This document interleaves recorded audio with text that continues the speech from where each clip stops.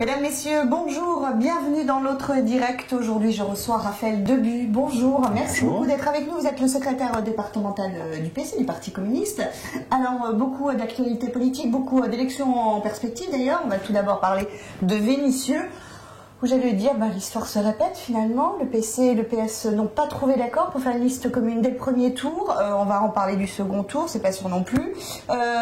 Visiblement, selon le Parti socialiste, Michel Picard ne voulait pas de Lotfi Ben Khalifa, qui est le chef de file des socialistes à Vénissieux.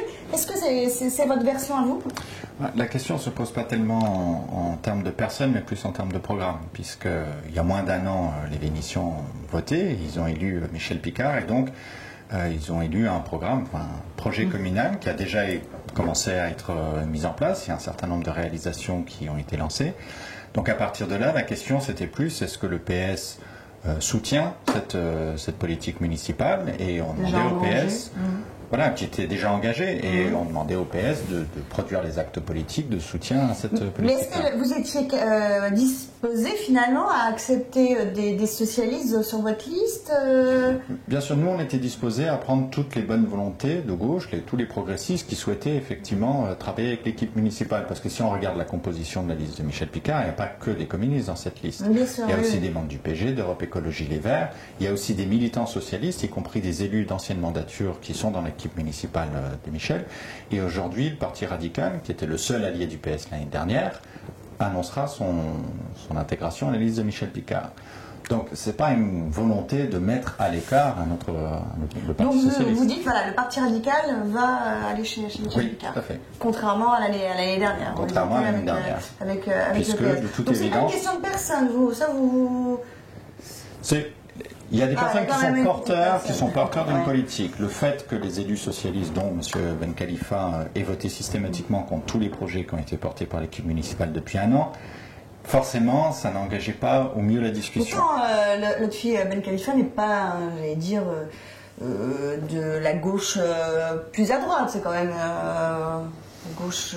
Écoutez, moi je l'ai entendu défendre avec beaucoup de satisfaction la position de M. Valls et du 49-3, donc je ne suis pas persuadé qu'il appartienne vraiment à la gauche du PS. Je ne suis pas persuadé d'ailleurs que ce soit le programme fondamentalement qui le gêne, mais de toute façon pour nous ce n'est pas tellement la question. La question elle a été tranchée l'année dernière, le travail il est déjà engagé, nous on souhaite pouvoir travailler avec le maximum de bonne volonté. Bon, ça n'a pas pu se faire, ça n'a pas pu se faire. L'élection après, elle va avoir lieu dans un mois. Pour le moment, tous les projets sont suspendus, donc la question c'est un peu de passer rapidement, de se remettre rapidement au travail. De passer cette élection et effectivement de la gagner, ce qui ne va pas être facile quand même, puisqu'il y a la droite. C'est la même configuration que l'année dernière. L'année dernière, on a gagné assez largement. Le Front National aussi. C'est exactement la même configuration. Vous pensez qu'il y aura une quadrangulaire? Est-ce que vous pensez déjà vous alliez au deuxième tour avec le Parti socialiste? Au deuxième tour, on fera comme l'année dernière, c'est-à-dire qu'on fera des propositions. Après, ce sera au Parti socialiste de se positionner, mais encore une fois, sur la base d'un projet politique. Alors, le Parti socialiste a également annoncé que Bernard Ribalta ne fera pas partie de sa liste, qui est quand même une personnalité importante, puisque c'est l'ancien président du Citral, très proche de Gérard Collomb. Il a envie d'intégrer votre liste des communistes. Il vous a fait des propositions là-dessus, dans ce sens? Oui, il a fait ses propositions et dans la perspective de l'alliance du PS et de la liste de Michel Picard. Bon, il se trouve qu'apparemment il y a une ligne de fracture au sein du PS qui ne sont pas tous d'accord. À nouveau? Et là maintenant, il vous le propose à nouveau, maintenant que même que le PS est une liste? Pas que je sois au courant. Non, pour l'instant, non. Ça nous paraît très logique qu'il se présente avec la liste de son parti, ou s'il veut rejoindre la liste de Michel Picard, à ce moment-là, il le fait avec le soutien du Parti socialiste. Ça paraît un peu incongru de prendre un... Et même s'il se désolidarise, par exemple, du Parti socialiste, imaginons, est-ce que vous seriez prêt à l'accepter sur votre liste? Ça, il faudra demander à Michel Picard, mais je ne pense pas qu'il y ait de problème majeur à ce qu'il puisse travailler avec nous. Qu'il travaille avec vous. Autre élément important qui va être assez primordial et décisif, c'est quand même la participation. Le taux de participation, parce que c'est une élection partielle, pas tout le monde va voter, surtout en plus, même s'il y a les départementales, dans le Grand Lyon, on ne vote pas pour les départementales. Ça vous fait peur, la participation un peu faible? Alors, une élection partielle, c'est toujours effectivement des élections où la participation est faible. Nous, on a déjà commencé le travail à partir du moment où le tribunal avait annoncé l'annulation de l'élection.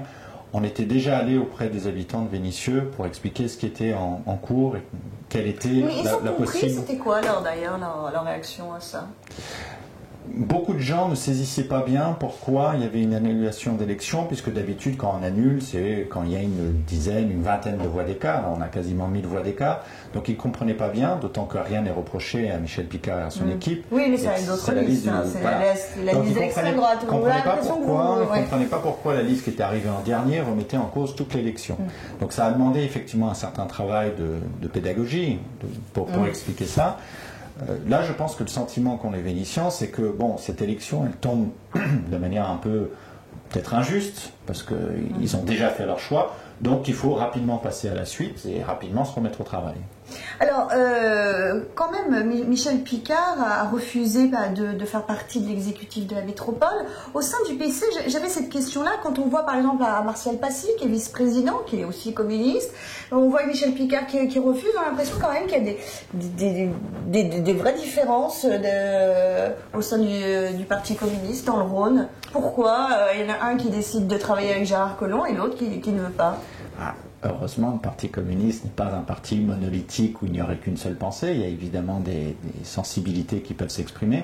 Je pense que le choix, il a été fait par rapport au projet que Vénissieux voulait porter. C'est la troisième ville du Rhône, c'est quand même une ville importante. Ce n'est pas parce que Michel Picard ne fait pas partie de l'exécutif de la métropole que forcément elle se place en dehors. Au contraire, je veux dire, si le tramway est arrivé jusqu'à Vénissieux, c'est aussi parce qu'il y a eu un engagement des élus de la majorité municipale de Vénissieux. Alors il y a des élus de Synergie qui sont peut-être plus à droite et au final il y a Michel Picard qui est PC ça reflète quelque part aussi la politique nationale.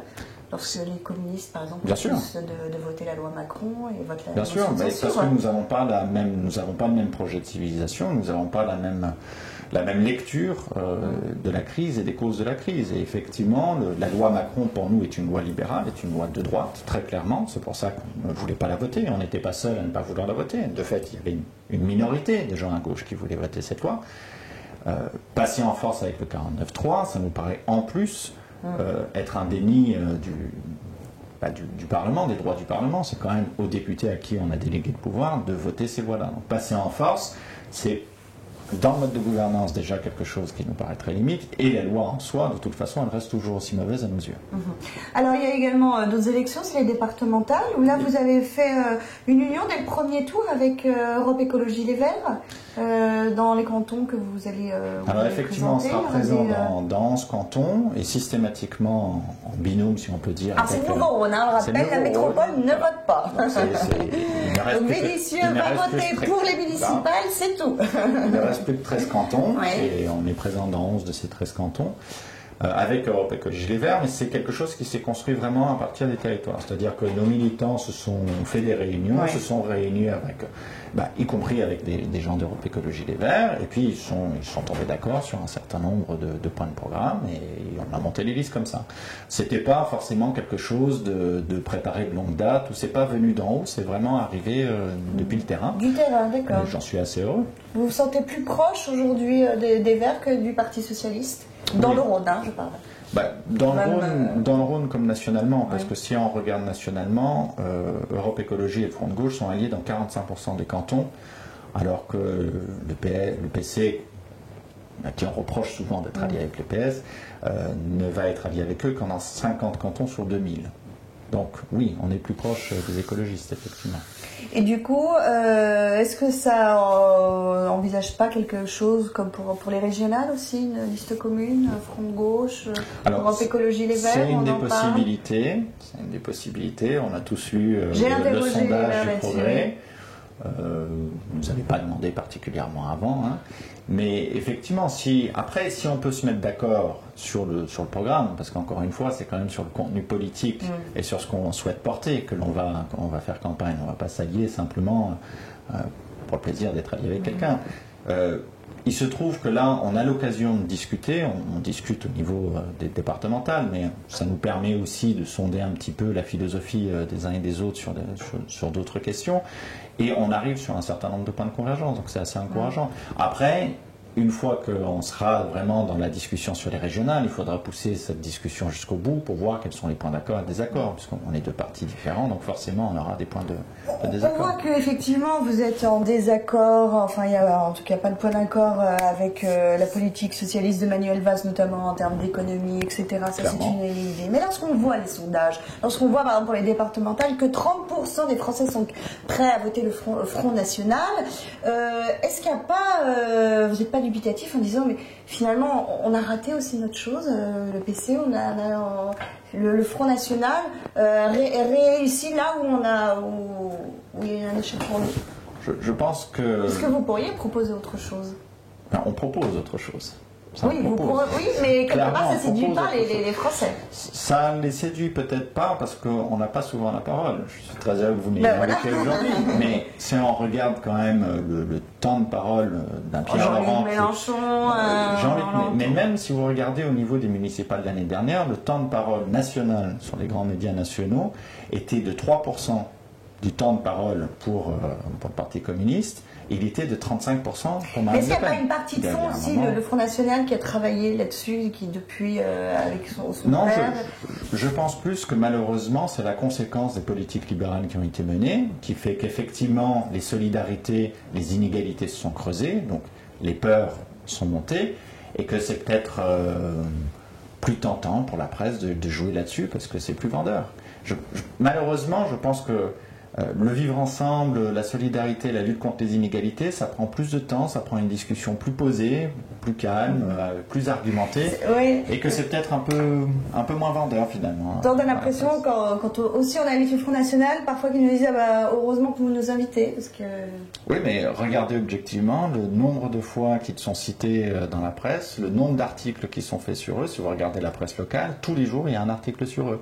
J'aimerais bien que tous les jours il y ait un article sur les propositions du Parti communiste. Je suis persuadé que l'impact après auprès de la population sera différent aussi. Merci beaucoup Raphaël Debuy d'avoir participé à cette émission. Donc on le rappelle, Vénissieux, on vote le 22 et le 29 mars prochain, tout comme les départements d'ailleurs. Merci à vous, à très bientôt dans l'autre direct. Merci.